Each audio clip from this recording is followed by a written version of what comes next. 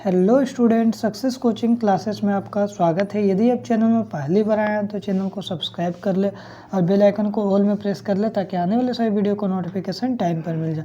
आज हम डिस्कस करने वाले हैं क्लास 10th का जो सामाजिक विज्ञान आपका 19 अक्टूबर का आपको जो एग्ज़ाम वीकली टेस्ट होने वाला है उसके लिए हम आपको सेट नंबर जो हुई हमारा क्या सेट 1 है, सेट 1 लेकर आ गए हैं। इसमें आपको क्या मिलेगा तो इसमें ऑब्जेक्टिव प्लस सब्जेक्टिव दोनों क्वेश्चन मिलेगा।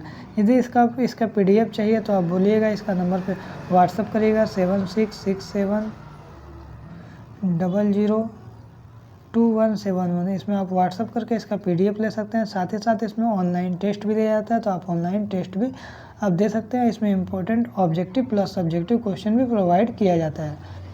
आगे देखते हैं चैप्टर का नाम क्या है, भूमंडलीकृत विश्व का बनना। इसमें ऑब्जेक्टिव सब्जेक्टिव सब देखेंगे। देखते हैं सबसे पहले ऑब्जेक्टिव क्या है।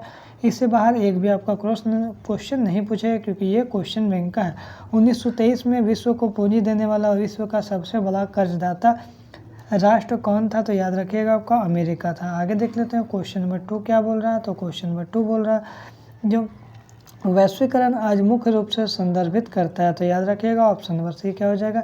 एक आर्थिक प्रणाली जो पिछले 50 वर्षों से उभरी है उसको हम लोग क्या बोलते हैं, वैश्वीकरण आज मुख्य रूप से संदर्भित करता है। आगे देख लेते हैं क्या बोल रहा है यहाँ पर।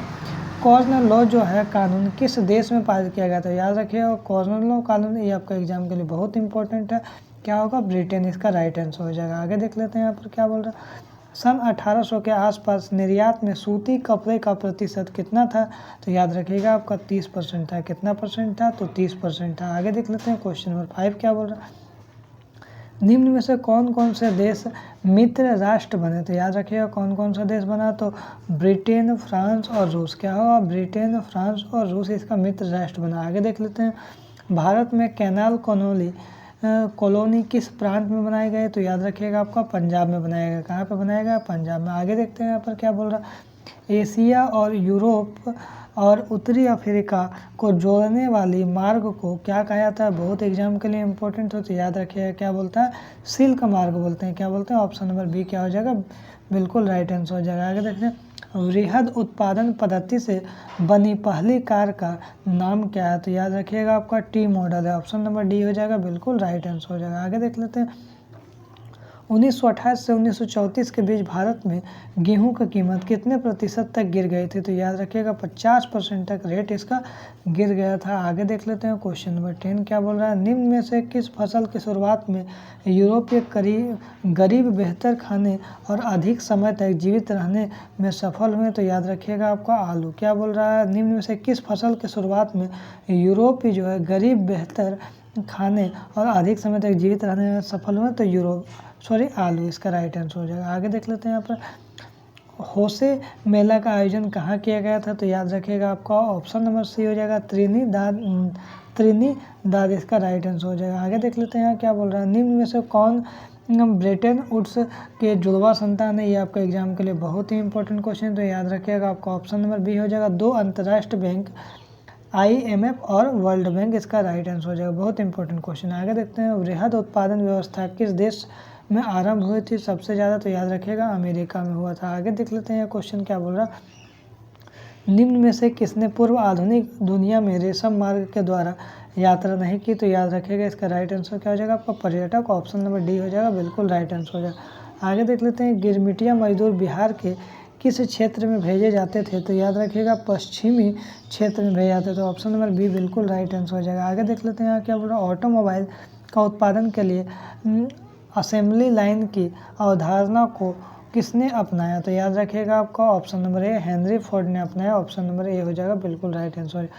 पास्ता सिसिली इटली में किनके द्वारा ले जाया गया, तो याद रखिएगा अरबों द्वारा। ऑप्शन नंबर बी क्या हो जाएगा, बिल्कुल राइट आंसर हो जाएगा। आगे देख लेते हैं क्या बोल रहा है। द्वितीय विश्व युद्ध के दौरान निम्नलिखित देशों में से किसे धुरी शक्तियाँ कहा गया, तो याद रखिएगा option number A Germany, Japan और इटली इसका राइट आंसर हो जाएगा। आगे देख लेते हैं क्वेश्चन नंबर 19 क्या बोल रहा है। सिल्क रूट का अर्थ क्या निकलता है, तो ऑप्शन नंबर डी निकलता है एशिया को यूरोप और उत्तरी अफ्रीका को जोड़ने वाले मार्गों का नेटवर्क को हम लोग कहते हैं। दक्षिणी अमेरिका में एल्डोराडो क्या है, तो याद रखिएगा सोने का एक साक्षर शहर है। क्या है? सोने का एक साक्षर शहर। ऑप्शन नंबर सी हो जाएगा। आगे देख लेते हैं, आलू अकाल किस देश में हुआ था? बहुत एग्जाम के लिए इंपॉर्टेंट, तो याद रखिएगा किस देश में था? आयरलैंड में हुआ था। ऑप्शन नंबर बी बिल्कुल राइट आंसर हो जाएगा। आगे देख लेते हैं, ब्रिटेन वुड्स सम्मेलन किस वर्ष में होता है? ये भी आपका एग्जाम के लिए बहुत इंपॉर्टेंट है, तो याद रखिएगा ऑप्शन नंबर सी 1944 में हुआ था। आगे देख लेते हैं यहाँ पर क्या बोल रहा है, आलू, सोया, मूंगफली, मक्का, टमाटर, मिर्च, शकरकंद जैसे खाद्य पदार्थ लगभग कितने साल पहले हमारे पूर्वजों के पास नहीं थे? तो याद रखिएगा 500 साल पहले ये सब हम लोग पूर्वज के पास कुछ नहीं था। आगे देख लेते हैं यहाँ क्या बोल रहा है, निम्नलिखित में से किस कानून में ब्रिटिश सरकार को मक्का के आयात पर प्रतिबंध कराने की अनुमति दी थी? तो याद रखिएगा आपको ये एग्जाम के लिए बहुत इंपॉर्टेंट है, कॉर्न लॉ कानून था। आगे देख लेते हैं यहाँ क्या बोल रहा है, 1980 के दशक में रिंडरपेस्ट नामक बीमारी किस देश में फैल गया था? एग्जाम के लिए बहुत ही इंपॉर्टेंट है, याद रखिएगा आपका अफ्रीका देश में। आगे देख लेते हैं क्या बोल रहा है, 19वीं सदी में यूरोप के लगभग कितने लोग अमेरिका और ऑस्ट्रिया में जाकर बस गए? तो याद रखिएगा 5 करोड़ लोग जाकर बस गए। ऑप्शन नंबर डी क्या हो जाएगा? बिल्कुल राइट आंसर। अधिकांश भारतीय गिरमिटिया मजदूर किन क्षेत्रों से दूसरे देशों में काम करने जाते थे? तो उत्तर प्रदेश भी आता है, तमिलनाडु और बिहार उपयुक्त सभी इसका राइट आंसर हो जाएगा। आगे देख लेते हैं क्या बोल रहा है, निम्नलिखित में से कौन सी बीमारी अमेरिका के लोगों के लिए विनाशकारी साबित हुआ? तो याद रखिएगा आपको चेचक बीमारी। ऑप्शन नंबर सी क्या हो जाएगा? बिल्कुल राइट आंसर हो जाएगा। आगे देख लेते हैं क्या बोल रहा है क्वेश्चन, जो द्वितीय विश्व युद्ध कितने वर्षों तक चला? तो याद रखिएगा आपका ऑप्शन नंबर क्या हो जाएगा? डी हो जाएगा, 6 वर्षों तक चला। याद रखिएगा द्वितीय विश्व युद्ध 1939 से 1945 तक चला। आगे देख लेते हैं यहाँ पर क्या बोल रहा है, भारत का सबसे बड़ा शेयर बाजार कहाँ है? तो एग्जाम के लिए बहुत इंपॉर्टेंट है, कहाँ पे है? अमेरिका में। आगे देख लेते हैं, निम्न में से आर्थिक मंदी के क्या कारण थे? तो याद रखिएगा आपका कृषि उपज का अधिक उत्पादन के कारण था। आगे देख लेते हैं यहाँ पर क्या बोल रहा है, आर्थिक महामंदी की शुरुआत कब हुई? तो याद रखिएगा 1929 में। ये भी आपका एग्जाम के लिए बहुत ही इंपॉर्टेंट क्वेश्चन है। आगे देख लेते हैं क्या, वैश्वीकरण क्या है? तो वैश्वीकरण का अर्थ ये हमारा क्या सब्जेक्टिव, वैश्वीकरण का अर्थ अपनी अर्थव्यवस्था का विश्व अर्थव्यवस्था से सामंजस्य स्थापित करना है, ताकि किसी वस्तु, सेवा, विचार पद्धति, पूंजी, बौद्धिक संपदा और सिद्धांत की विश्वव्यापी करना और विश्व में प्रत्येक देश से अन्य देशों के साथ अप्रतिबंधित आदान प्रदान करने को हम लोग क्या बोलते हैं? वैश्वीकरण बोलते हैं। आगे देखिए G77 क्या एग्जाम के लिए बहुत इंपॉर्टेंट क्वेश्चन है। 50 और 60 के दशक में विकासशील देशों को पश्चिमी देशों की अर्थव्यवस्था की तेज प्रगति से कोई लाभ नहीं होता था, इसलिए क्या किया उन्होंने अपना एक नया समूह बनाया जो G77 के नाम से फेमस हो गया। आगे देख लेते हैं, गिरमिटिया मजदूर किसको बोलते हैं? तो औपनिवेशिक शासक के दौरान बहुत सारे लोगों को काम करने के लिए दूसरे देशों में जाया जाता था। उन्होंने एक एग्रीमेंट के तहत ले जाया जाता था। बाद में इसी एग्रीमेंट के बाद यह मजदूर गिरमिटिया कहने लगता था, जिससे आगे चलकर इन मजदूरों को गिरमिटिया मजदूर कहने लगा। औपनिवेशिक शासक के दौरान बहुत सारे लोगों को काम करने के लिए दूसरे देश में भेजा जाता था और उसे एक एग्रीमेंट करा दिया जाता था, ताकि उसी एग्रीमेंट को हम लोग क्या बोलते थे? मजदूर को गिरमिटिया मजदूर कहने लगे। आगे देखिए, वीटो का क्या अर्थ है? तो याद रखिएगा निषेधाधिकार। इसका यह मतलब है कि अगर किसी प्रस्ताव के पक्ष में सभी देश एकमत पर एक देश प्रस्ताव के पक्ष में नहीं है, तो वो एक देश क्या कहलाता है? अपने शक्ति का इस्तेमाल कर उस प्रस्ताव का खारिज कर सकता है, उसी को हम लोग क्या बोलते हैं? वीटो बोलते हैं। आगे देखते हैं, रिंडरपेस्ट क्या है? तो रिंडरपेस्ट पशुओं में होने वाली एक खतरनाक बीमारी है। किसमें होता है? पशुओं में होने वाली। कब हुआ था? 1890 के दशक में। कहाँ पे हुआ था? अफ्रीका महाद्वीप में फैल गया था, जिससे अफ्रीका में हजारों पशुओं की मौत हो गई और वहाँ के लोगों को आजीविका पर गहरा प्रभाव पड़ा। आगे देख लेते हैं, भूमंडलीकरण विश्व के बनने की प्रक्रिया में कौन कौन से कारक उत्तरदायी है? तो भूमंडलीकरण विश्व में बनने के लिए 3 कारक है। पहला व्यापार का, दूसरा काम की तलाश में एक जगह दूसरी जगह तक लोगों को जाना, तीसरा पूंजी व बहुत सारी चीज़ों को वैश्विक आवाजाही का। आगे देख लेते हैं क्वेश्चन क्या बोल रहा है, विनिमय दर से आप क्या समझते हैं? तो विनिमय दर किसी देश की मुद्रा को जोड़ना कहलाता है, जिससे कि इसका प्रयोग दूसरे देशों के साथ व्यापार में किया जा सके। मुख्यतः 2 विनिमय दर, स्थिर विनिमय दर और दूसरा अस्थिर विनिमय दर होता है। आगे देख लेते हैं क्वेश्चन क्या बोल रहा है। क्वेश्चन यहाँ पर क्या बोल रहा है, लॉन्ग क्वेश्चन देखिए यहाँ पर क्या बोल रहा है, कृषि अर्थव्यवस्था पर प्रथम विश्व युद्ध के प्रभाव का वर्णन कीजिए। तो प्रथम विश्व युद्ध का कृषि अर्थव्यवस्था पर गहरा प्रभाव पड़ा, क्योंकि पूर्वी यूरोप विश्व बाजार में गेहूं की आपूर्ति करने वाला एक बड़ा केंद्र था। युद्ध काल के आपूर्ति के दौरान यह क्या हो गया, अस्त व्यस्त हो गया, और तो कनाडा, अमेरिका और ऑस्ट्रेलिया में गेहूं की उपज में अचानक पूरा बढ़ोतरी हो गया। जैसे ही युद्ध समाप्त हुआ तो यूरोप में गेहूं के उत्पादन में सुधार होने लगा। गेहूं के उत्पादन में आवश्यकता से अधिक वृद्धि हो गई, जिसके कारण अनाज के दाम क्या हुआ ना, अनाज का दाम गिर गया, ग्रामीणों को आय कम हो गई और किसान गहरे कर्ज में डूब गए। इसी कारण से कृषि अर्थव्यवस्था में प्रथम विश्व युद्ध के प्रभाव पड़ा। आगे देख लेते हैं यहाँ क्या बोल रहा है। द्वितीय प्रथम विश्व युद्ध आधुनिक औद्योगिकरण युद्ध था, व्याख्या करिए। तो बोल रहा प्रथम विश्व युद्ध में मशीन गन, टैंक, हवाई जहाज और रासायनिक हथियारों का भयानक पैमाने पर इस्तेमाल किया था। यह सभी चीज़ें आधुनिक विशाल उद्योगों को देन थी। युद्ध के लिए दुनिया भर में असंख्य सिपाहियों की भर्ती ली जानी थी और उन्हें विशाल जलपोत रेलगाड़ियों में भरकर युद्ध मोर्चे में ले जाया जाता था। इस युद्ध ने मौत और विनाश की ऐसी विभीषिका रची थी कि औद्योगिक युग के पहले और औद्योगिक शक्ति के बिना कल्पना नहीं की जा सकती थी। युद्ध में 90 लाख से ज़्यादा लोग मारे गए थे और 2 करोड़ क्या हो गया था, घायल हो गया था। हम कह सकते हैं कि पहला विश्व युद्ध जो आधुनिक औद्योगिकरण युद्ध था।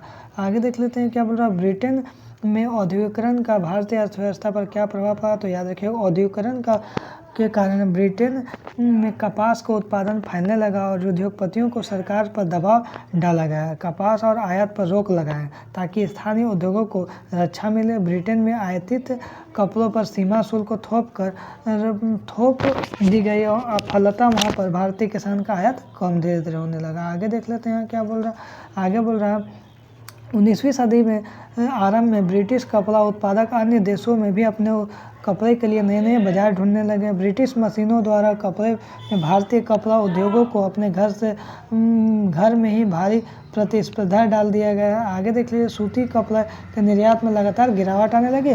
सन 1800 के आसपास निर्यात में सूती कपड़े का प्रतिशत 30% गिरकर जो 1815 में 15% ही रह गया। आगे देख लेते हैं यहाँ पर क्वेश्चन क्या बोल रहा है। कॉर्न लॉ, ये क्वेश्चन आपके एग्जाम के लिए बहुत इंपॉर्टेंट है। कॉर्न लॉ के समाप्त के बारे में ब्रिटिश सरकार के प्रभाव की व्याख्या करते हुए संक्षिप्त डालिए। तो ब्रिटिश सरकार ने 19वीं शताब्दी में जो कानून अपने भूस्वामियों के लिए हितों की रक्षा के लिए पास किए, उन्होंने हम लोग क्या बोलते हैं, कॉर्न लॉ कहा था। इन कॉर्न लॉ द्वारा विदेशों में आने वाली मक्का के आयात पर क्या करता है, प्रतिबंध लगा दिया गया था। परिणाम स्वरूप जब खाद्य पदार्थों की ऊंची कीमतों पर परेशान लोगों ने हाहाकार मचा दिया और ब्रिटिश सरकार को कॉर्न लॉ को फौरन समाप्त कर देना पड़ा। तो प्रभाव क्या पड़ा भाई, देखिए खाद्य पदार्थ सस्ती हो गई, जिससे साधारण और गरीब जनता का खूब लाभ हुआ। जब कॉर्न लॉ लागू हटाने से क्या क्या फ़ायदा हुआ। तो दूसरा यहाँ पर क्या बोल रहा है, खाद्य पदार्थ सस्ते दामों में ब्रिटेन आने लगे और वहाँ के लोगों को भूस्वामी बर्बाद हो गए। ये सब क्या हुआ, प्रभाव पड़ा। खेती करने वाले बहुत से किसान बेरोजगार हो गए और वहाँ और लोग नौकरी के तलाश में शहरों की ओर जाने लगा। ये सब क्या इसमें प्रभाव हुआ। जब कॉर्न लॉ जब कानून हटाया तो ये सब क्या हुआ, प्रभाव हुआ। 3 पॉइंट लिख दीजिए, एग्जाम के लिए बहुत इंपॉर्टेंट है। आगे देखिए यहाँ पर क्या बोल रहा है, अफ्रीका में रिंडर पेस्ट में आने से क्या प्रभाव हुआ। तो अफ्रीका में रिंडर पेस्ट का आना क्या, रिंडर पेस्ट मवेशियों के प्लेग की भांति फैलने लगे और यहाँ खतरनाक बीमारी फैल गया, जो 1890 के दशक में अफ्रीका में बड़े पैमाने पर फैल गया।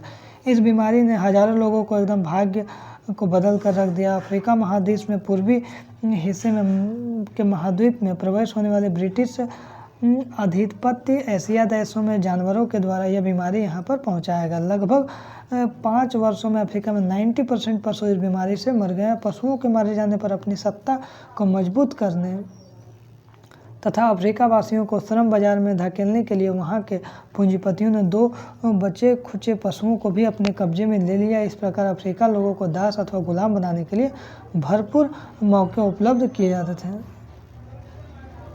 आगे देखिए हमारा लास्ट क्वेश्चन है, ब्रेटन वुड्स समझौता से क्या था। ब्रेटन वुड्स समझौता युद्धोत्तर अंतर्राष्ट्रीय आर्थिक व्यवस्था के लिए फ्रेमवर्क समझाया था, जो जुलाई 1944 में अमेरिका स्थित न्यू पेशेवर है ब्रेटन वुड्स नामक स्थान पर संयुक्त राष्ट्र मौद्रिक और वित्तीय सम्मेलन में हुआ।